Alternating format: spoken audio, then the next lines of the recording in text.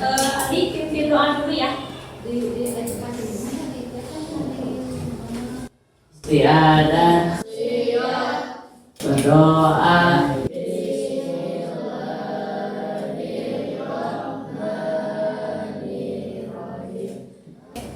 Pembelajaran hari ini kita akan belajar tentang berempati itu mudah, menghormati itu indah. Jadi judul intinya itu tentang empati dan menghormati. Nah, tujuan pembelajaran dari judul ini yaitu yang pertama, kalian sebagai siswa harus bisa menjelaskan isi kandungan dari Quran Surat An-Nisa ayat 8, Quran Surat Al-Baqarah ayat 83 beserta hadis yang terkait.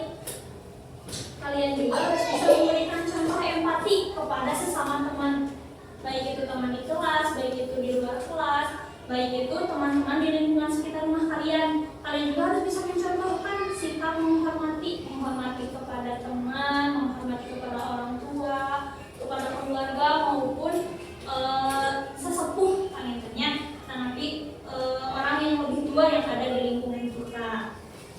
Nah, sebelumnya ada yang tahu nggak apa itu empati? Nah, empati itu keadaan mental yang membuat orang merasa dirinya dalam keadaan, perasaan atau pikiran yang sama dengan orang lain. Atau dalam istilah lain, empati itu dapat diartikan sebagai kemampuan untuk menyadari diri sendiri atas perasaan seseorang lalu bertindak untuk membantunya. Nah, misalkan kalian melihat kejadian banjir atau longsor, kalian perasaannya seperti gimana? Kasihan. Terus gimana lagi? Sedih. Terus kalian suka pengen ngebantuin nggak? Nah, itu termasuk salah satu sifat empati. Jadi misal nih, nah empati itu juga kan merupakan sifat terpuji dalam Islam yang sangat dianjurkan oleh Allah Subhanahu Wa Taala kepada kita selaku hambanya untuk memiliki sifat ini. Nah, jadi kita tuh harus merasa iba atau kasihan kepada orang lain yang terkena musibah. Nah, di sini ada Quran Surat An-Nisa ayat 8. Silahkan kepada Firda untuk membacanya. Bismillahirrahmanirrahim sayang.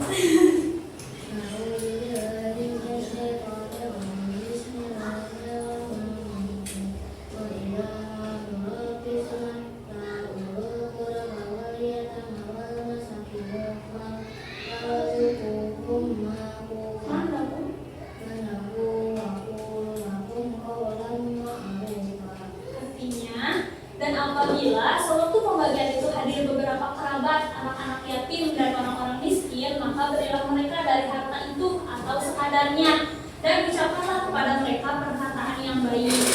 Nah, jadi dari ayat ini dijelaskan bahwa apabila ada kerabat, anak yatim atau orang miskin yang ikut menyaksikan, maka kita harus memberi sebagian seala kadarnya sebagai tali kasih kita kepada mereka. Misalnya Sarah punya teman nih, misalnya orang yang kurang mampu, jangan sebut orang miskinnya, orang yang kurang mampu. Nah, misalkan pas Sarah lagi misalkan pembagian harta warisan, nah ada si orang yang kurang mampu itu hadir sama Sarah tadi dikasih, misalkan Pak diamplokan, misalnya Pak maaf saya mampunya sendiri buat Bapak karena Bapak sudah menghadiri melihat saya pembagian warisan misalnya gitu. Jadi misalnya syaratnya kasih semampunya aja, ala kadarnya sebagai tarik kasih bahwa kita tuh saudara gitu ya sama mereka.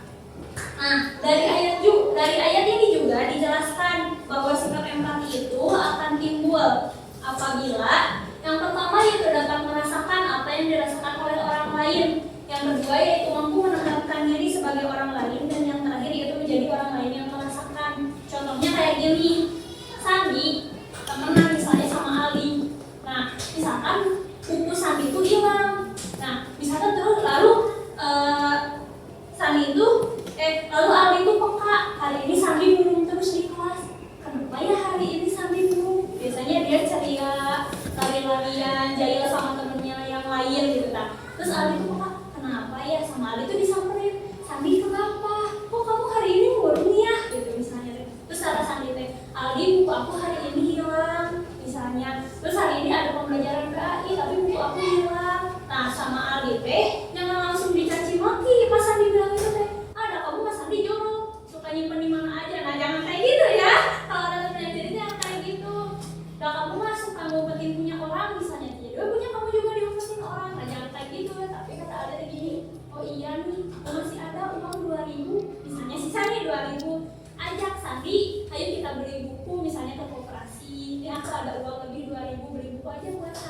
nanti materi yang udah hilangnya atau yang udah kelewatnya pinjam aja buku aku, nanti Sandi catat ulang kayak gitu ya kalau misalkan.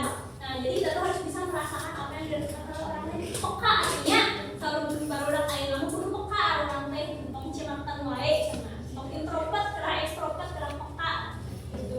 Terus mampu menempatkan diri sebagai orang lain, kayak tadi misalnya Ali, oh iya kalau misalkan aku yang di posisi Sandi gimana ya, kalau misalkan buku aku yang hilang kayak gimana ya, nah kayak gitu menjadi orang lain yang merasakan. Nah jadi Ali itu harus bisa menempatkan sama kayak ini, Ali itu harus bisa menempatkan diri di posisi Sandi. Gimana kalau misalkan aku yang di posisi Sandi, gitu ngerti? Oke, udah nulisnya semuanya? Jadi empati itu apa? Sebuah perasaan yang membuat kita sama dengan orang lain. Oke, paham ya? Oke, nah sekian sebelum ditutup mungkin ya tentang empati dan menghormati. Nah di sini ada 3 pertanyaan, ada hadiahnya yang bisa nanti acungkan tangan kalau udah ditunjuk sama ibu, terus berdiri ya, jawab di tempat aja. Oke, pertanyaan yang pertama, jelaskan alasan kita harus menghormati orang tua.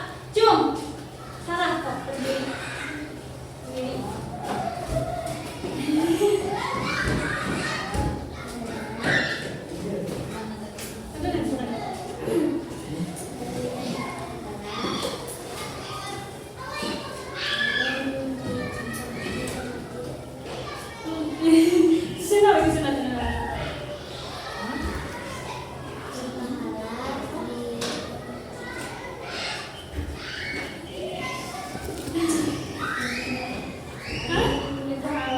Oke, jadi mengapa ya alasan kita harus menghormati orang tua itu? Yang pertama dapat pahala, betul.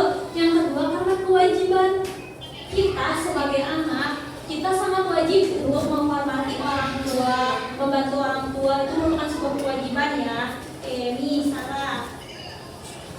Terima kasih. Yang selanjutnya, jelaskan cara kita menghormati orang tua. Cung, jelaskan cara kita menghormati orang tua. Cung, sok berdiri.